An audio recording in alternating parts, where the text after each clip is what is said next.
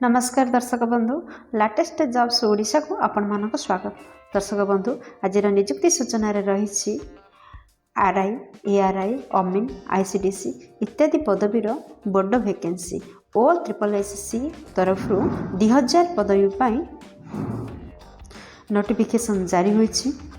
आपण जदि +2 टी करछंती किंबा +3 टी करछंती ताहले एही पदवी पाई आपण माने आवेदन करि परिबे। Odisha subordinate staff selection commission का तरफ आरआई एआरआई अमीन एसएफएस आईसीडीएस इत्यादि पदवी पाई 2000+ पोस्टर वैकेंसीज रिलीज होइछि। आपण मानक ठारू ऑनलाइन रे एप्लिकेशन को आह्वान करछन्ते। दर्शक बंधु ऑल डिटेल्स जानिबार थिले वीडियोटी सह लास्ट पर्यंत जोड़ी होई रहंतु, जहाद्वारा आपण मैंने जानीपर यही पदवी में जदि आपण मैंने आवेदन करछंती ताहले कौन रहिबा आपण मानकर शिक्षागत योग्यता बयस सीमा कौन रहिबो केते टंका दरमा मिलिबो आपण मानको इंपोर्टेंट नोट कौन रही इंपोर्टेंट डॉक्यूमेंट कौन कौन आवश्यक रहुछि इंपोर्टेंट डेट कौन रही सिलेक्शन प्रोसेस किपरि रहिबो आपण मानकर एप्लिकेशन फी अछि कि नाही एवं शेष में जानिबे आपण माने किपरि एहा को अप्लाई करिवे। दर्शक बंधु OSSC आरआई एआरआई अमीन एसएफएस आईसीडीएस रिक्वायरमेंट रो पेज को आपण मानक मो स्वागत करछि। दर्शक बंधु आपण मानक को मु नै आसी यार ऑफिशियल वेबसाइट को जदि आपण माने चाहुछंती एही पेज रे पहुंचीबा पई ताहाले आपण देखुथिबा वीडियो रो तळे थिबा डिस्क्रिप्शन बॉक्स रे यार लिंक दिया जायछि। वेबसाइट लिंक रे आपण माने क्लिक कले आपण मध्ये एही पेज रे पहुंची परिबे। संगठकंकर नाम हेउछि Odisha subordinate staff selection commission OSSC। Type of job रहउछि परमानेंट टाइप रो जॉब कैटेगरी रे रहउछि Odisha government job. Name of post देखंतु केउ पदवी पाई आपण मानकर अप्लाई आपण माने करि परिबे। आरआई एआरआई अमीन एसएफएस आईसीडीएस ए सब पदवी पाई आपण मानकु 2000+ पोस्ट रो वैकेंसीज रिलीज करा जायछि। एप्लिकेशन मोड आपणकर ऑनलाइन रे रहउछि। जदि आपण माने एहा को आवेदन करबा चाहछन्ती ताहाले आपण माने निज निज मोबाइल रो किंबा कंप्यूटर रो किंबा कोनोसी कॉम्पिटिटिव पॉइंट रो आपण माने एहा को आवेदन करि परिबे। के माने आवेदन करि परिबे देखंतु आम ओडिसा रो सब जिल्ला रो प्रार्थी आ प्रार्थीने एहा को आवेदन करि परिबे। प्लेस ऑफ पोस्टिंग रे रहउछि ओडिसा रो जे कोनसी स्थान रे आपण मानकर पोस्टिंग प्लेस रहइबो बा नियुक्ति स्थानटी रहइबो। लास्ट डेट रहिछि 25 जनवरी 2024।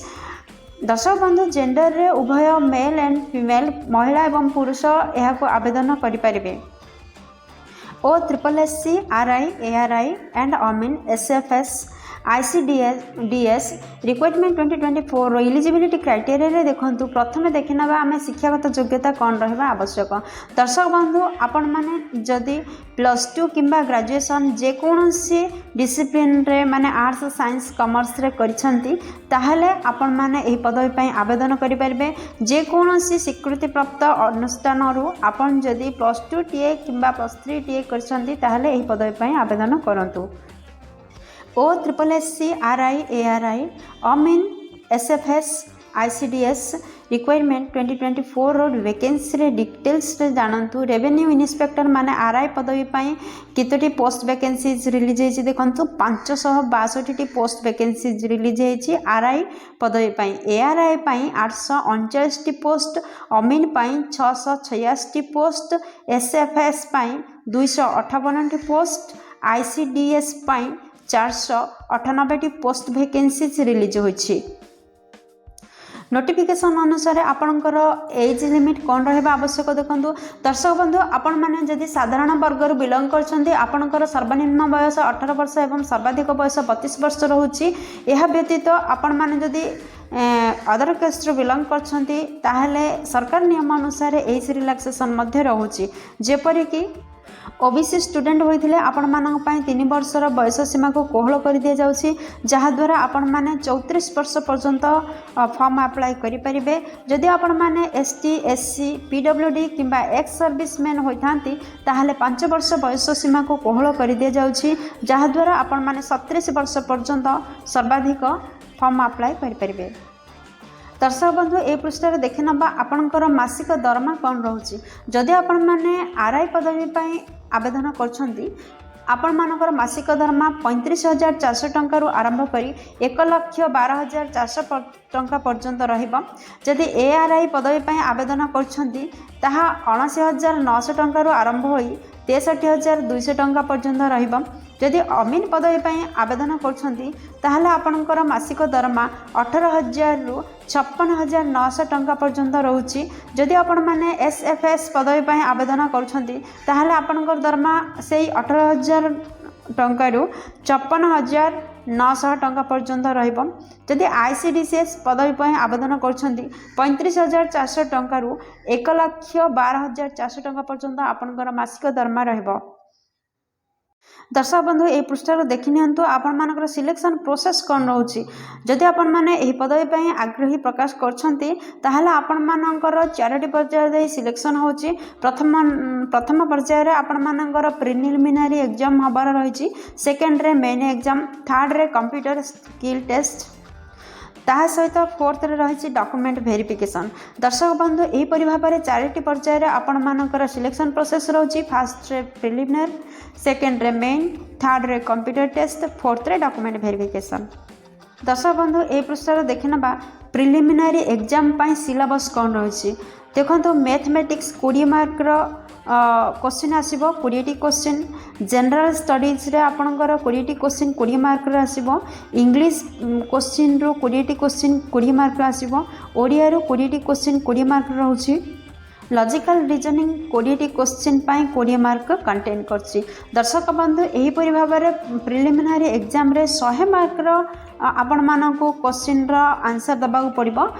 समय होछि 90 मिनिट माने 1 घंटा अधे 1.5 घंटा समय आपण पाई रहउछि। नेगेटिव मार्किंग रहिछि 0.33 रो नेगेटिव मार्किंग रहिछि।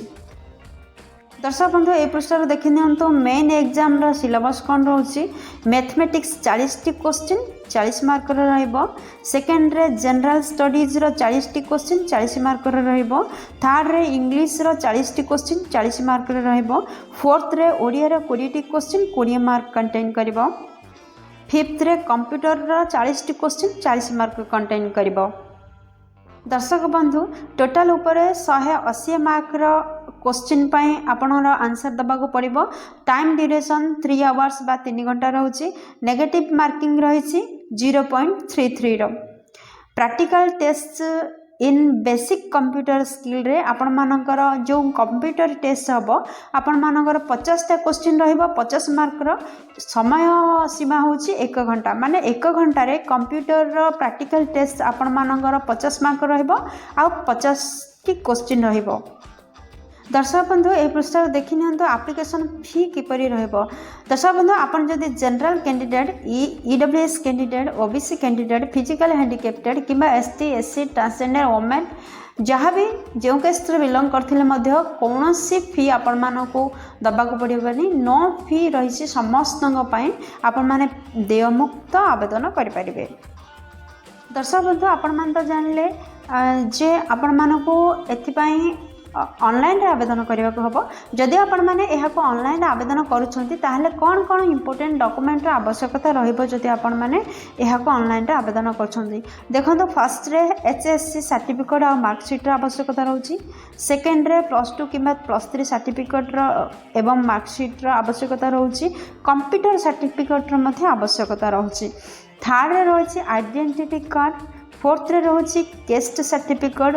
दर्शक बंधु आपण मैंने जदि साधारण केस्ट व्यतीत अदर कौन केस्ट रू बिलंग करता आपण मानकर जाति प्रमाणपत्र निहाती आवश्यक रही। फिफ्थ रे रही आधार कार्ड। सिक्स्थ रे रेसिडेंटल सर्टिफिकेट। सेवेन्थ रे रही सेल्फ अटेस्टेड पासपोर्ट साइज रो फोटोग्राफ। एहीपरि 7टी डॉक्यूमेंट रेडी करंतु एवं ऑनलाइन रे आज ठारो अप्लाई करंतु। दर्शक बंधु 30 डिसेम्बर रो यार अप्लाई स्टार्ट होची माने आज 30 डिसेम्बर आज ठारो ही अप्लाई स्टार्ट होची आपण माने अप्लाई करंतु। बंधु ए पृष्ठार देखि नियंतु जे आपण मानकर इंपोर्टेंट डेट कौन रोची। जदि आपण माने आरआई एआरआई किंबा अमीन किंबा एसएफएस किंबा आईसीडीसी ए सब पद पे आवेदन करबा चाहउचंती ताहले आपनकर अप्लाई रो स्टार्ट डेट रोची आज माने डिसेंबर 30 तारिख। आपण मानकर अप्लाई रो लास्ट डेट रोची 25 जनवरी 2024। जनवरी मास 25 तारिख पर्यंत ऑनलाइन खोला अछि आपण माने अप्लाई करि परिबे। OSSC RI ARI अमीन SFS ICDS requirement 2024 important note कौन रही देखो दर्शक बंधु जदि आपण मैंने ये सब पदवी आवेदन कर नोट टी मन रखा आवश्यक आपण मैंने प्रॉपर्ली फिल करने आवश्यक आपंकर एप्लिकेशन को एवं ठीक समय रे आपण माने अथॉरिटी पाखरे आपण मानकर दरखास्त पहुँची जावा आवश्यक एवं दरखास्त जेपरी इनकम्प्लीट न रुहे किंबा फाल्स डॉक्यूमेंट आपण जेपरी न दियंती सेति प्रति टिके जागृत नेबे। दर्शक बंधु जो मैंने RI ARI अमीन SFS ICDS पदवी आवेदन करने को चाहते ऑनलाइन रे देखो फर्स्ट आपण मैंने कौन करूँ ना यार ऑफिशियल नोटिफिकेशन रे क्लिक करूँ एवं यह भल भाव में पढ़ु। दर्शक बंधु आपण मानक कही रखी जे आपण मानकर सुविधा आपण देखुवा वीडियो तले डिस्क्रिप्शन बॉक्स रे यही जॉब रिलेटेड समस्त लिंक प्रोवाइड कर दि जाए आपण सेठारे क्लिक करी अप्लाई मध्य करें एवं सेकेंड रोचे नोटिफिकेशन को अप्लाई करने पूर्व भल भाव में पढ़ु आने रोचे जो सब डिटेल्स रिक्वायरमेंट मगा जाको मैंने एंट्री करूँ। फोर्थ रे रोचे जहाँ सब रजिस्ट्रेशन जिते कौन कौन डॉक्यूमेंट इंपोर्टेंट डॉक्यूमेंट सब देती तार सब गोटे नोट करूँ। फिफ्थ रे अपलोड करूँ आपण मानकर पासपोर्ट साइज रो फोटो एवं सिग्नेचर को। सिक्स्थ रे अथॉरिटी द्वारा जहाँ सब डिक्लेरेशन करा भल भाव में पढ़ु एवं से एग्री हूँ। बंधु सबमिट बटन रे क्लिक करने पूर्व आपणकर दरखास्त को भल भाव में रिचेक करनियंतु एवं सबमिट बटन रे क्लिक करूँ। दर्शक बंधु आशा करछि वीडियोटी आपणकर बहुत काम लगिबो। जदि किसी भी उपकार करि पारछि वीडियोटी आपणकर वीडियोटी को गोटे लाइक कर दियंतु सांगमानक सहित यथेष्ट परिमाण रे शेयर करंतु। जदि चैनल रे नुआ अछंती ताहले चैनल टी को सब्सक्राइब करी बेल बटन रे प्रेस करी ऑल रे सेट कर दियंतु जहा द्वारा प्रतिदिन प्रकाश पाउथवा नुआ नुआ सरकारी नियुक्ति विषय रे आपणमानक पाखरे प्रथम खबर पहुंची पारिबो। बंधु वीडियोटी को एपर्यंत देखि आपण मानक अशेष धन्यवाद। पुणी देखा नुआ एक नियुक्ति सूचना सह लेटेस्ट जॉब नुआ एक अध्याय से पर्यंत जय जगन्नाथ।